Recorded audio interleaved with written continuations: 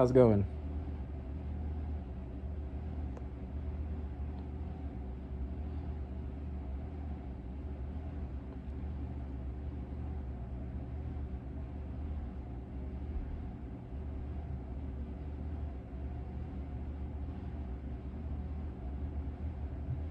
It's really crazy, like, speaking into this, knowing that it's going to go out to people, and who knows how many, but it's going to get to some people. There's a different feel, even though it hasn't gotten to anybody yet. There's a different feel to it. It's like you're talking to somebody or a group of people, but you're not actually in the moment, so it really is some form of time travel. Because I'm speaking to future yous.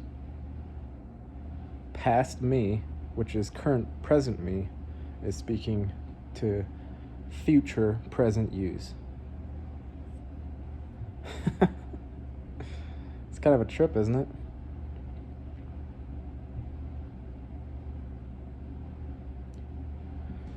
So, something that has always acted as like a sticking point for me with all this is the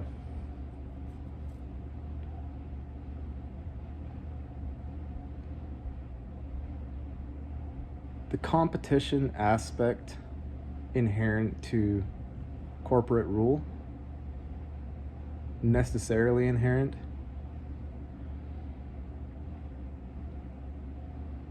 It's a sticking point because I always look at everything in terms of like, okay, to backtrack just a little bit, to backpedal just a bit. Just imagine in the late 1800s, early 1900s, where our weaponry was at as far as fighting war. We had revolvers, shotguns,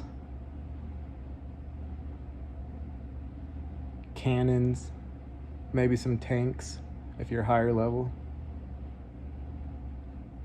bow and arrow,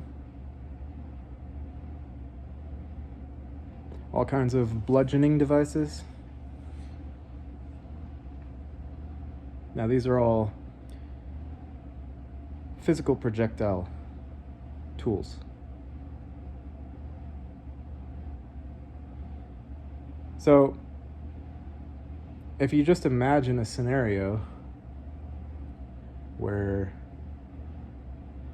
you were trying to accomplish or do something, and in your area there are 10 other people, and each one of them has one of those older weapons.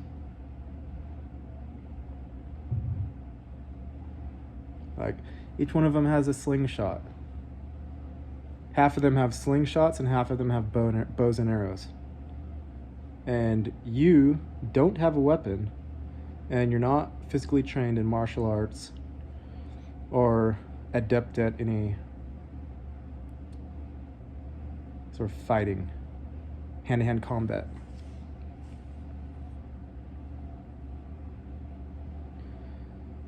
So in a competition-based system, which is what corporate rule is, and that later morphed into GANs, or generative adversarial networks, where AIs were pit against each other to advance the corporate rule in the astral, I suppose.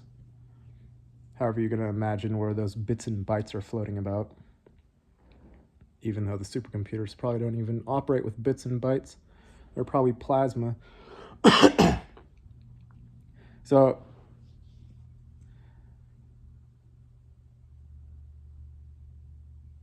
would you be able to get what you wanted in an adversarial setting, so nobody just gets to walk around and do as they please? you have to go through those 10 people with their slingshots and their bows and arrows. Would you be able to?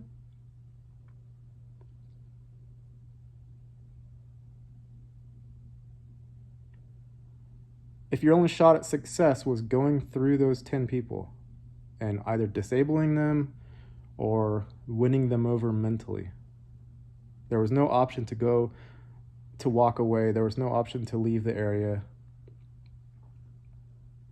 You had to deal with them.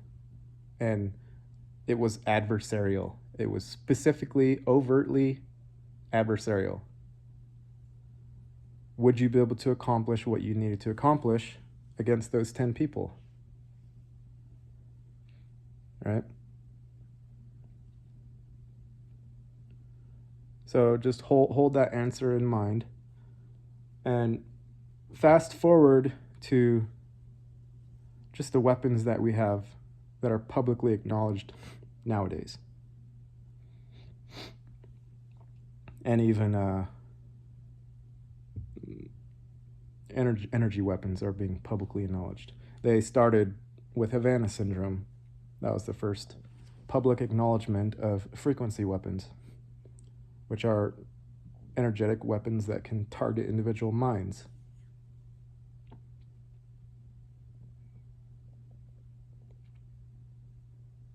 Imagine you were up against some of those. Some of you are up against those. Maybe many of you. Maybe we all are. I don't know. Same scenario. 10 people. Each of those has a frequency modulator weapon that is tuned specifically to your brain. And again, the setting is adversarial. So if, in order to accomplish anything, you have to be able to show that you can best the people in your vicinity.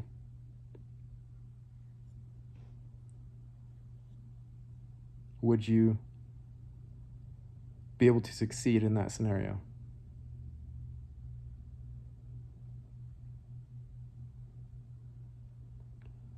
Now, if you want to get really imaginative, add in time travel, add in the ability to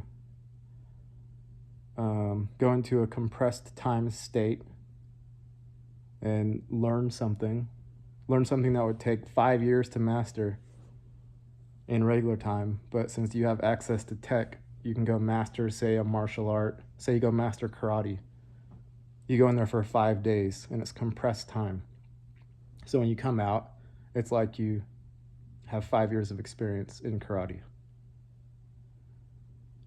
Now, put yourself against 10 people, all 10 of which have access to this tech. And imagine that you have to go through them, you have to best those 10 people, which would essentially be super soldiers, the super soldiers that we speak of today. Would you be able to accomplish what you set out to accomplish? And you don't have this. You don't have this access to this tech, or you chose not to use it.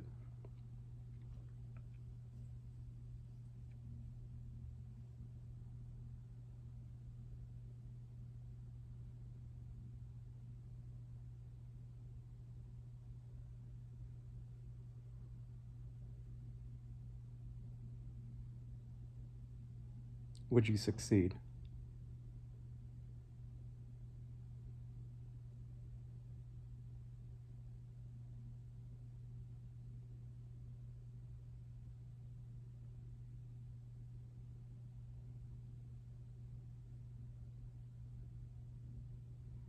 So at some point,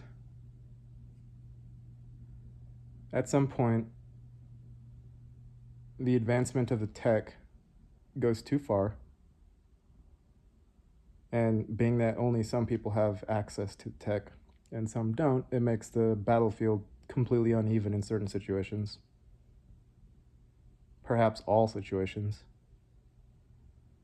And what type of system does that result in?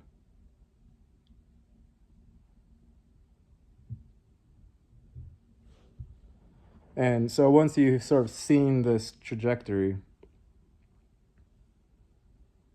you have somewhat of a choice to make.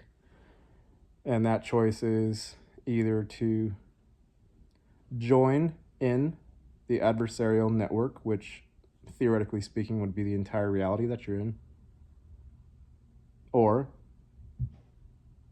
hands off from it. Like, I'm not competing in that game.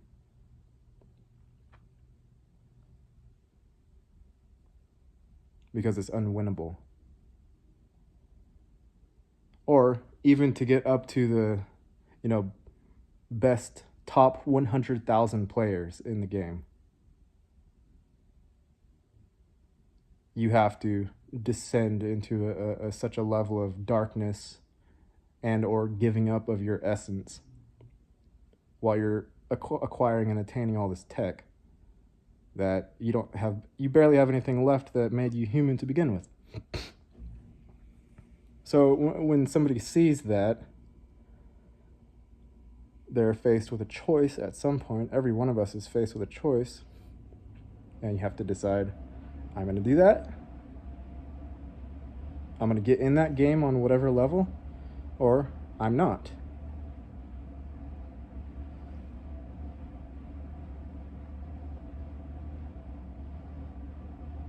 And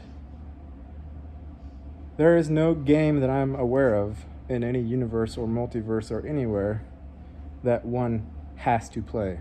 That would be abridging free will. The arena might convince everybody that they have to play the game. It might coerce them into believing that. It might lie to them. But nobody ever absolutely has to join the game. So,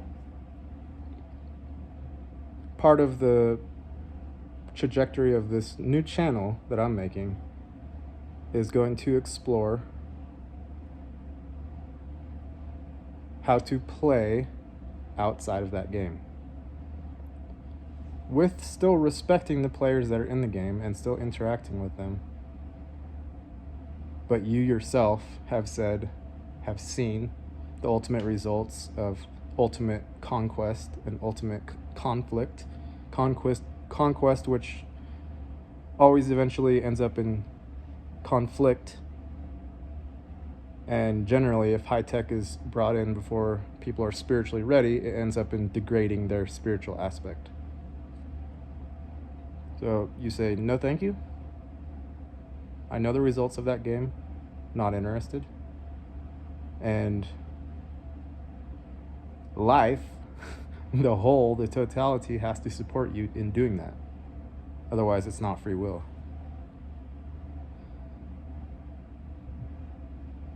So that's going to be a fair amount of my focus here, is finding out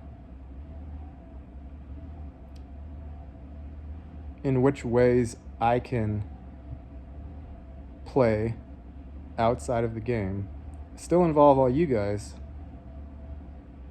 and we can stay productive and so on, keep roofs over our head, keep eating, etc. I know this is the perennial problem, but I'm just making this video to broach the subject because it's a very important one, if not the only important subject that we have to look at here. So let me know what you think in the comments of the whole idea. And yeah, thanks for listening. Till next time. Bye.